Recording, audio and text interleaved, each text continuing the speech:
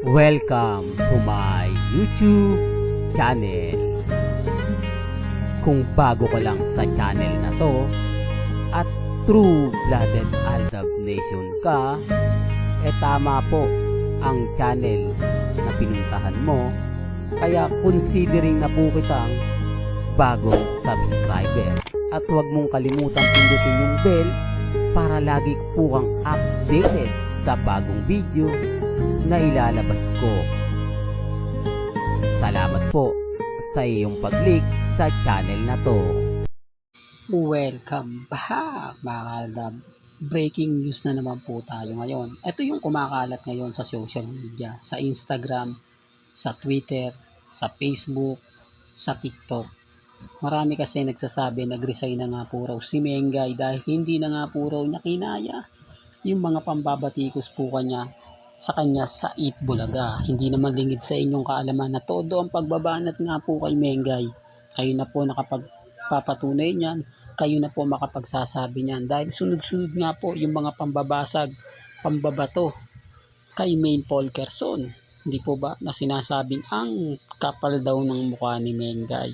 Nagagawa pa po daw niyang magpakita sa telebisyon gayong panay post ng video niya na nagwawaldas ng pera sa ibang bansa at nagpapakita ng mamahaling gamit na nagkakahalaga ng 7 milyon, sapatos at kung ano pang gamit na talagang may inis ka kapag nakita mo, mabubwisit ka kapag nababasa mo, lalo na po kapag napapanood nyo yung mga video. At ilang mga legit dabbercats daw kuno ang nagkokomento ng live sa Facebook at sa YouTube channel ng Eat Bulaga. Ako hindi ko po mayaalis na hindi makita yan kasi sabi ko nga po sa inyo, marami po kasi talagang tao ang galit na galit at nakikisawsaw nga po sa issue po kay Mengay. Normal lang naman po yun na ganun po yung magiging reaksyon nila kasi nga po ang daming mga tanong, ang daming mga kumbaga kwento na hindi mo talaga may isip na magagawa ito ni Mengay pero hindi Nagre-react po sila gamit po ang video na napapanood nila. Gamit po ang video na kung saan nga po nakikisawsaw yung iba. Kasama na rin po ito mga Kaaldab yung kritiko ni Mengay. Yung mga dating army na binaha, di po ba namatayan at nasira yung pangkabuhayan nila. Yan po yung galit na tinatamasa nila o sinasabi nila. Yun lang po daw kasi yung magagawa nila. Di po ba, sabi nga po ng iba, dapat hindi na talaga magpakita si Mengay. Para kahit papaano, nababawasan po yung galit. Nababawasan po ang stress ng mga tao. Kasi sabi ko nga po sa inyo, hanggat na andyan po si Mengay sa EB, normal lang na maraming magre-react na parang ang saya-saya niya. Di po ba, parang wala daw pong nagbago, etc. Gayong nagsampa na ng kaso ang mga abogado ng Quezon City. Pinangunahan na po yan ni Ariel Inton. Siguro naman po napanood nyo na yun. O baka sabihin nyo, ganto ganyan. Re-remind ko lang po sa inyo, lahat po ng mga nababasa ninyo, napapanood, napapakinggan, yun din po yung ina-update ko. Bagamat yung iba hindi po to alam, yung karamihan nga po ba talagang masasabi natin na nakakalungkot, di po ba, na humantong pa po sa persahan na pagtanggal kay Mengay. Yan ay hindi pa naman po tayo 101% sure. Pero gaya na sinabi ko mga Kaaldab, ang dami po kasi ngayon nagre-react. Maraming kwento ang lumalabas po ngayon sa social media. Well, eto naman po kay Congressman Arjo. Eto hindi na to nakapagtataka. Hindi na ako nabibigla na bukas sa Makalawa may mga ganito tayong makita na nagbitiw na nga po sa Kongreso si Congressman Arjo. Wala na po kasi yung pangalan niya. Sirang-sira na po na sa lahat. Kasalanan po naman nila Ibyang.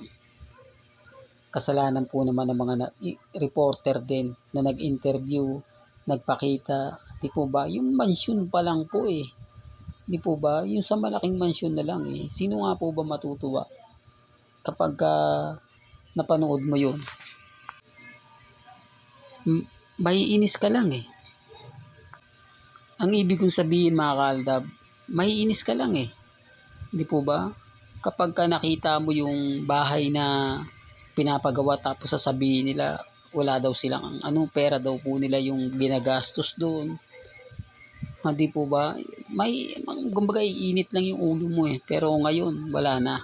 Di po ba? Hindi naman po magsasampa ng kaso ang abogado po ng mga taga Quezon City na nakakitaan ng butas kay congressman na kung wala rin naman pong ebidensya at resibo. Real talk mga kaaldab, kaya wag na po kayong magulat. Di po ba kung magre-resign siya gaya nga po ni Saldico. Pero gaya na sinabi ko, mas matindi po kasi yung 14 billion eh. Di po ba na nawawala. Bukod pa po yun sa flood control project ni Congressman Arjo na kung saan hindi lang po Diskaya daw ang nagbigay. Marami pa pong mga kontraktor na nagpagawa o sumabit sa mga proyekto ni Congressman Arjo. Kaya nga po daw biglang yaman. Di po ba? Biglang bili ng yate, biglang bili ng chopper. Doon ba lang po mapapaisip na kayo. Wala pong pinagkaiba kay Saldico. Kay Saldico, nakabili siya ng jet, nakabili siya ng yate, nakabili rin siya ng chopper. Pero masyadong mas mamahalin nga po yung kay Saldico. Pero kay Congressman Arjo, hindi po ba sapat yun? Na makakabili ka ng chopper, makakabili ka ng yate, makakapagpagawa ka ng bahay na sinlaki ng mall, sa sweldo mo lang kukunin. Kaya nga sabi sa inyo, walang naniniwala eh. Di po ba? Ibig sabihin, mas malaki pa po sweldo nila kaysa sa presidente. Doon na lang mapapaisip na po kayo.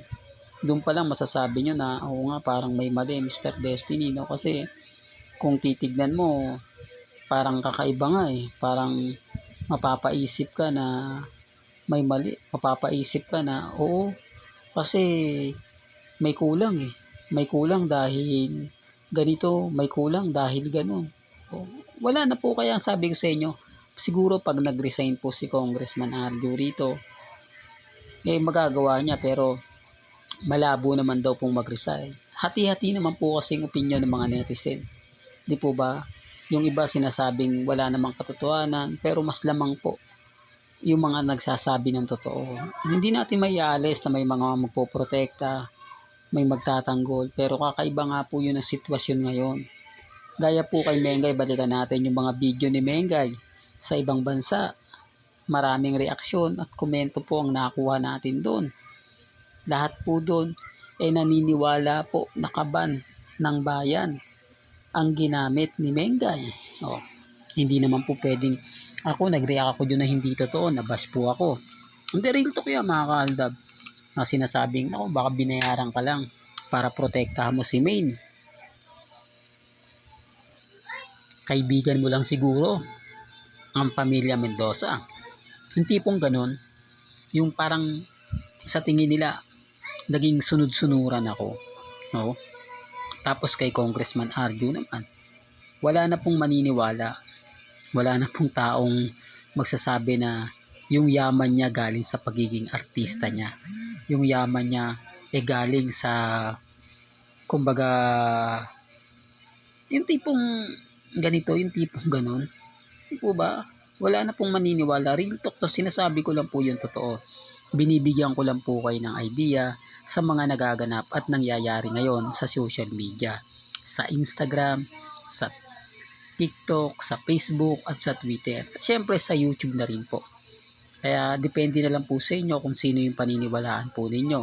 May kanya-kanya tayong pananaw at opinion. Hanggang dito na lang po ang ating latest updates. Kaya kung gusto nyo pa po ng pinaka-latest at sariwang update, abay tumutok lang po kayo dito po sa channel ni Mr. Destiny para updated po kayo sa mga bago at sa mga latest na i-upload po natin maya-maya lang. Kaya kung bago ka lang sa channel na to at isa kang true-blooded Aldab Nation na nagmamahal kina Mengay at Isoy, tama po ang channel na pinuntahan mo. Kaya consider na po kitang bagong subscriber. At huwag mo kalimutang i-share ang mga video po natin sa mga mami, sa mga titas, at sa mga senyor. Hanggang sa muli, salamat po sa panonood at pakikinig.